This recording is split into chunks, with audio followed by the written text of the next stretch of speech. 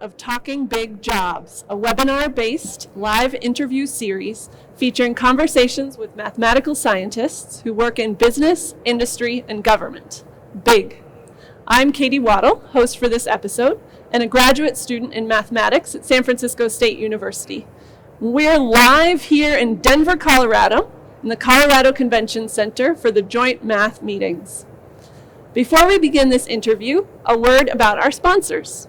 This series is part of a collaborative effort of the American Mathematical Society, the Society for Industrial and Applied Mathematics, to bring resources to people interested in careers that grow out of training in the mathematical sciences.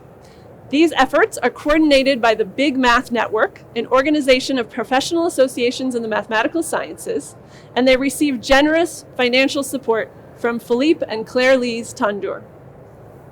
Today I'll be interviewing Stephanie Fitchett, a mathematician and statistician who has worked in academia, government, and industry, and is currently a data scientist at the insurance company Transamerica. This is a live interactive event, which means that you, the viewers, can submit questions for our guest through the Zoom interface you are using to participate, or our live audience may submit some questions as well. Let's get started. So, Stephanie, you did your undergraduate work at the University of Nebraska-Lincoln. I did. And then you made a decision to go to graduate school. Can you talk a little bit about that decision and how you decided to continue in math? Because I was very lucky. So I didn't know what I wanted to do. And I checked in with my undergraduate advisor near my last semester as an undergraduate. And he said, "What are you going to do?" I said, "I don't know." He said, "Have you thought about graduate school?" I said, "No, not really." But he proceeded to walk my file down to the department chair, who called me in and said, "I think you should go to graduate school. Let's get you set up." And that's kind of how it happened. Yeah. So I had intervention, which I am extremely grateful for, Gordon Woodward and Jim Lewis. Yeah. And you studied algebraic geometry, I did. Commutative algebra for your PhD. Mm-hmm. Can you talk a little bit about your graduate school experience?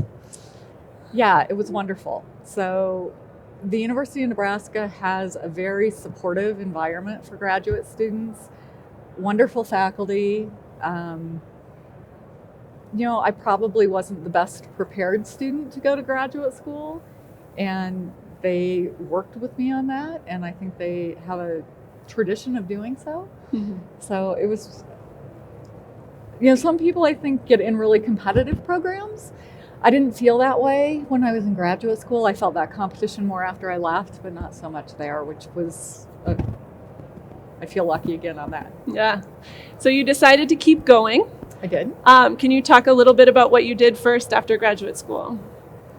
So I did a teaching postdoc at Duke University. I did a lot of teaching while I was in graduate school. I loved it. It seemed like a teaching-oriented faculty position was going to be the right thing for me. Mm-hmm. And Duke had these teaching postdocs where I got to work with people that were doing calculus reform, early calculus reform.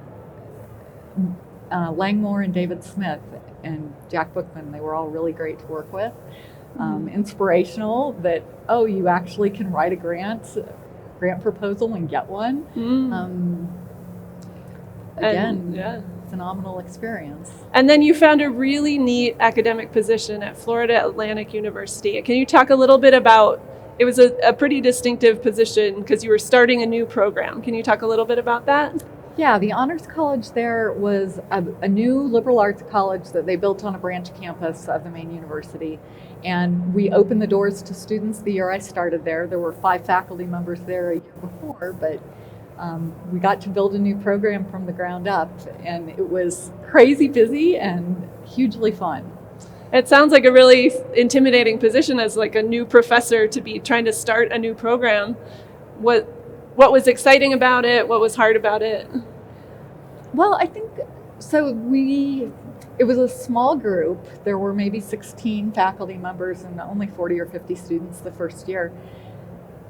I think we were somewhat intimidated by the amount of committee work and red tape and bureaucracy that we had to deal with, but it was a group of people that were largely coming off postdocs, not super experienced from around the country. We all came in from outside places and really bonded and made friends and worked hard. Yeah. It sounds like a kind of position where maybe most of your focus would be on teaching and there would be less time for research. I think that's how it ended up. Definitely there were research expectations for tenure there, but because of the whole startup, there was a lot of emphasis on teaching. That's right. Yeah.